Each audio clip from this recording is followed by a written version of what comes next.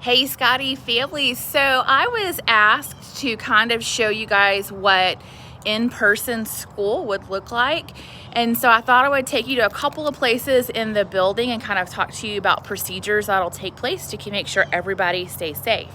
So I'm in the front of the school, and one of the things I want you to know is that prior to anyone entering the school, we will do a health screening, which could include a temperature check. So kids coming off the bus, kids walking up, before we unload your child, we're gonna ask you a couple of questions about symptoms, about how your family is doing, possibly take temperatures before we allow people into the building. And so that's one of the precautions that we put in place to really ensure that everybody stays safe. When you come into the building, I'm gonna walk you in real quick. You'll see that everybody here is required to wear a face mask, which is part of the governor's orders. But also anybody who comes onto campus has to have an appointment ahead of time, and they are required to check in, do a self-screening, self-reporting, and wear a mask prior to being granted entry into the building. So we will have fewer people on campus that are not part of our faculty, staff, and or students. So next I'm going to take you to the cafeteria and we'll talk about that. All right, so here we are in our Scotty cafeteria. So how will things be different in here? Well, let me talk to you about that. One, kids will wear masks when they're not eating in here. So the kids will come, sit down, take off their mask, eat, and put it back on. We will be spacing kids out on these tables as much as we can. While we don't anticipate being at 100% capacity, we do think that will allow some significant spacing while in this area. One of the things that you can do as a parent as we prepare for school starting is to work with your kids on opening their own food, like practicing on milk cartons, all the Lunchables that come in, yogurts, all those kinds of things, because what happens is they can't open their Go-Gurt tube and they need help. Well, that means an adult's gonna have to come over, touch their food and such. Well, what we wanna do is minimize the amount of times adults have to touch your child's food and then go touch somebody else's. So one of the things that you can do to help us is to practice opening those pieces. Now, the lunch line is gonna look a little bit different. So in the past, we have had a self-serve line. So they go in, I'm sure you guys have seen it when you come in, they grab their trays, they pick out the corn. Oh wait, not that corn, they put it back. It's like a little, well, we're not doing that this year.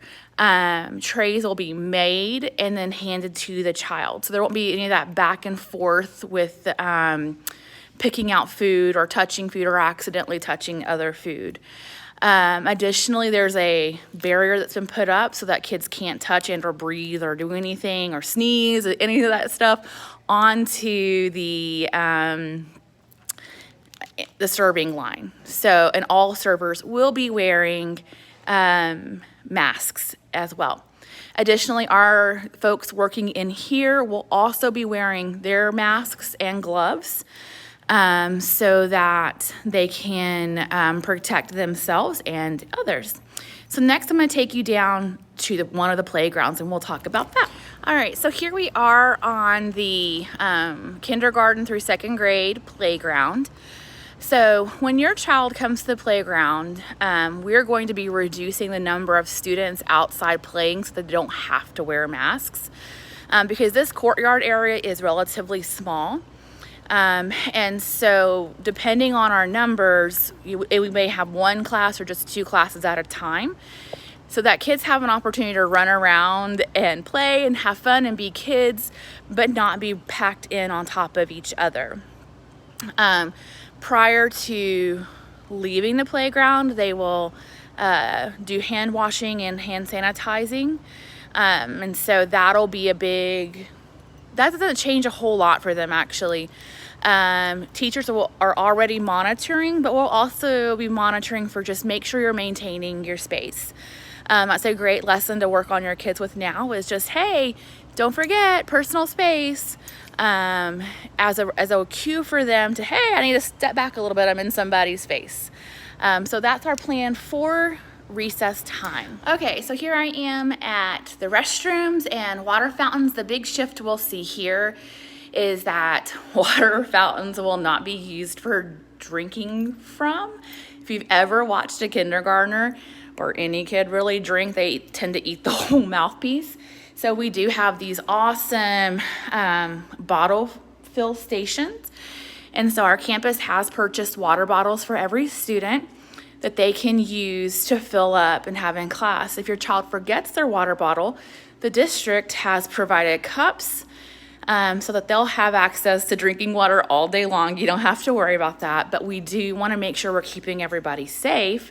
And so that's one of the things that we have changed. Now, the bathrooms obviously are going to be cleaned more often on a regular cleaning schedule throughout the day. And this is one of the places your child will go to wash hands. So practice those hand washing skills. That's something that they need to work on, getting the backs of their hands between their fingers, all the front or their palms, teaching them to sing Twinkle, Twinkle, Little Star. Let's practice those hand washing skills and on to specials we go. Okay, so here I am in our music class. Most of our specials areas, music, art, PE, German, library, are large spaces. So being able to spread students out will be pretty easy in these areas because we have a lot of space. When kids come in and they use instruments like you see behind me, once that class leaves, those will be wiped down. Also, prior to even entering the room here, when kids come to the doorway, before they come in, we're going to have them go ahead and hand sanitize. And then as they leave, they'll also have a chance to sanitize their hands as well. So we can make sure that kids are staying clean and well. The other piece is if they're able, so if you see this room is it's a large room. So if we have kids who are able to really space out in here, then they may not have to wear their mask. But if they come in to watch a drum solo or demonstration and then they need to be close by, we would say, hey guys, we're going to do an activity that won't allow us to have personal space, so please put your masks on. And they'll come in and participate. Art has the same setup, a very large room. In situations like art and library and German where tables are used, we'll be working as a campus to build dividers.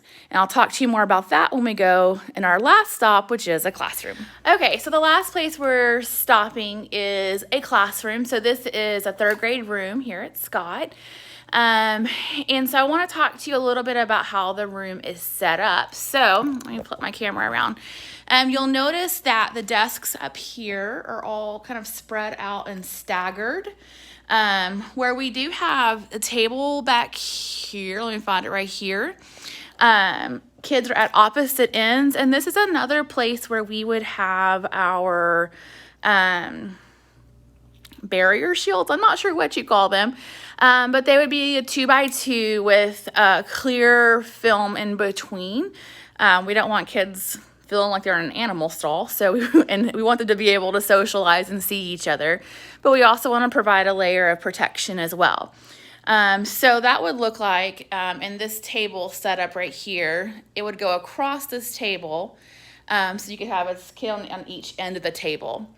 And then depending on the number of kids we have will depend on our room arrangements. And that will inform our decisions on, do we need to break down this group and make another section of tables for people to sit at, or do we have sufficient spacing? In our K2 classrooms, one of the things that you will notice if you've been a K2 parent is that they're all round tables. So we'll be using those barriers to separate kids out But again, there'll be plastic barrier, a clear film in between them so that they can easily see their friends across from them. We really want to make school feel as normal as possible, because that's what our kids need. They need some normalcy back in their lives. And so any way we can do that, we will. So yes, your kid will be called back into small group occasionally. And when that happens, then the teachers will remind them, hey guys, we're gonna come back to my table. We don't have personal space here, so please put your mask on and let's get to work. So things will be the same but different. Just that heightened extra awareness of making sure things are clean and kids are being safe, and making sure that they maintain their personal space, good hygiene, and wear their masks. And so if you have any questions, please comment on this video and I can work on answering those. As always, we're here to support you, and we realize that whatever you choose, it's your choice. It's a parent choice, and there's not a wrong choice here. At Scott, we think you have to do what's right for your family, right by your conviction, right by what you are able to provide and do as a family, and there's not a wrong choice. And so we're going to honor that and support you any way we can in that endeavor. So tomorrow I'll be back with a video talking more specifically about remote learning. So have a great Scotty day. Bye.